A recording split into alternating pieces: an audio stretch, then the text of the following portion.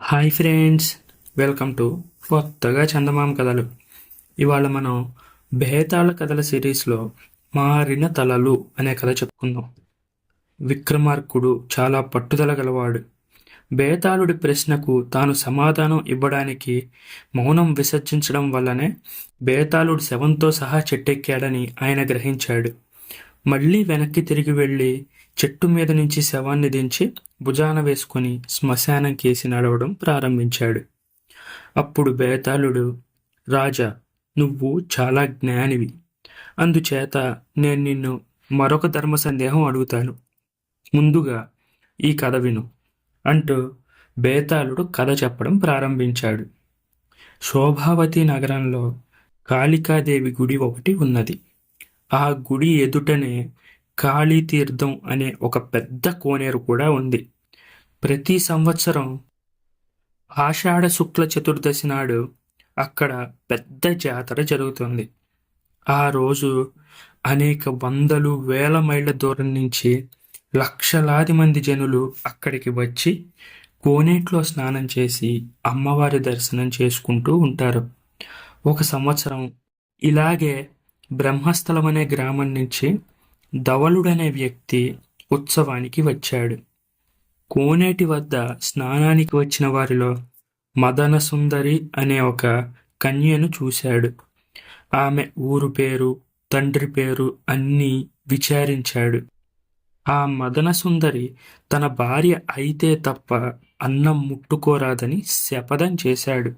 ఉత్సవానికి వెళ్ళి తిరిగి వచ్చినప్పటి నుంచి ధవలుడు చిక్కిపోతూ ఉండడం గమనించి అతని తండ్రి, ఏం జరిగింది, ఎందుకు ఇలా ఉన్నావు అని రకరకాల ప్రశ్నలు వేశాడు. అప్పుడు మదనసుందరి విషయమంతా ధవలుడు తన తండ్రికి పూసగుచ్చినట్టు చెప్పేశాడు. అయ్యో, ఈ భాగ్యానికే నిద్రాహారాలు మానాలేమిట్రా నాయన.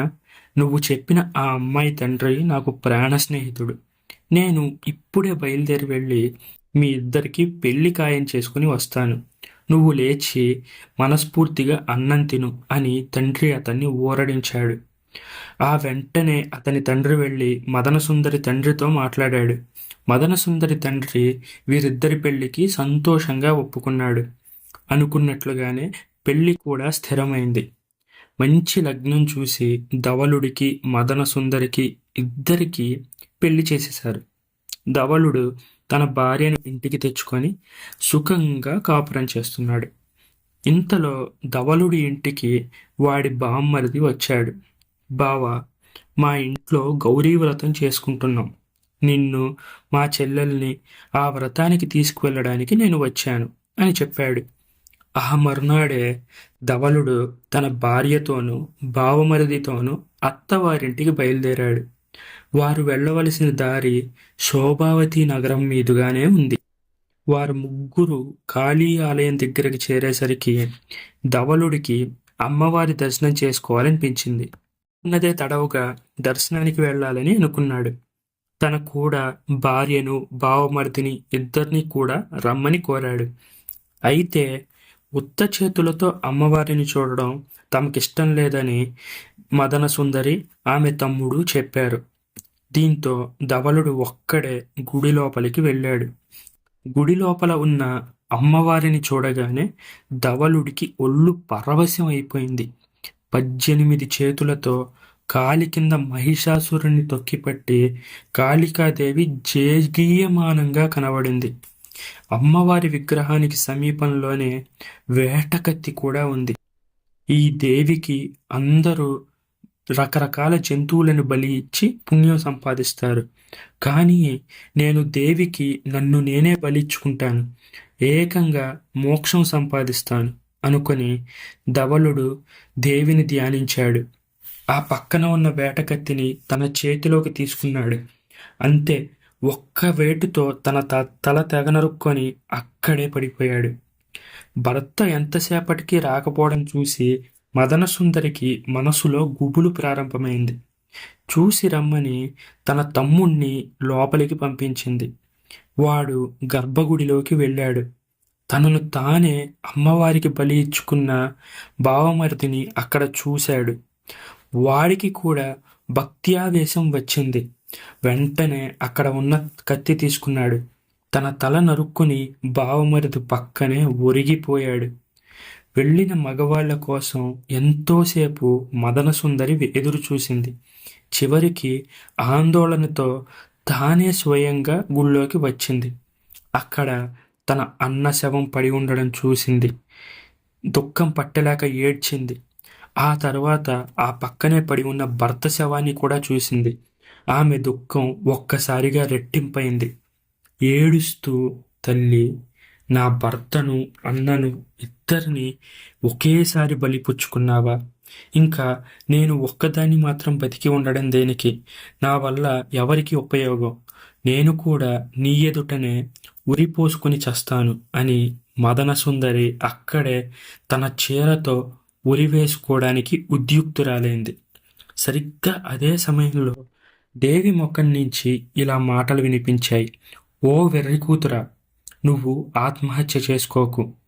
నేను నీ భర్తను కానీ అన్నను కానీ బలి కోరలేదు.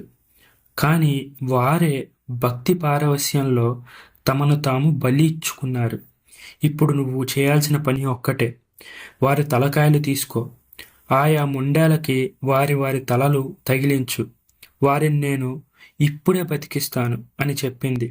దీంతో మదనసుందరికి చెప్పలేనంత ఆనందం వచ్చింది. ఒళ్ళు తెలియకుండా పోయింది. ఆమె ఆనందాశ్రువులు కనీసం తుడుచుకోనైనా తుడుచుకోకుండా ఆ గర్భగుడి చీకటిలో రెండు ముండాలకి 2 తలలను చేర్చింది. ఆ మరుక్షణమే దేవి చెప్పినట్టు ఇద్దరూ బతికారు. కానీ ఒక పొరపాటు జరిగిపోయింది. మదనసుందరి తన భర్త ముండానికి అన్న తల, అన్న ముండానికి భర్త తల చేర్చి వారిని బతికించుకుంది. ఈ కథ చెప్పిన మీదట బేతాళుడు, రాజా, ఇందులో నాకు ఒక ధర్మ సందేహం ఏర్పడింది. అదేంటంటే, మదనసుందరి బతికించుకున్న ఇద్దరిలో ఇప్పుడు భర్త ఎవరు, అన్న ఎవరు? ఇందుకు సమాధానం తెలిసి కూడా నువ్వు చెప్పలేదంటే నీ తల పగిలిపోతుంది, జాగ్రత్త అన్నాడు. ఇందులో ఎటువంటి సందేహానికి అసలు అవకాశమే లేదు. ఎందుకంటే శరీరం అంతటికీ తల చాలా ప్రధానమైనది. వల్ల భర్త తల అన్న శరీరానికి పెట్టినప్పటికీ అతనే ఆమెకు భర్త అవుతాడు.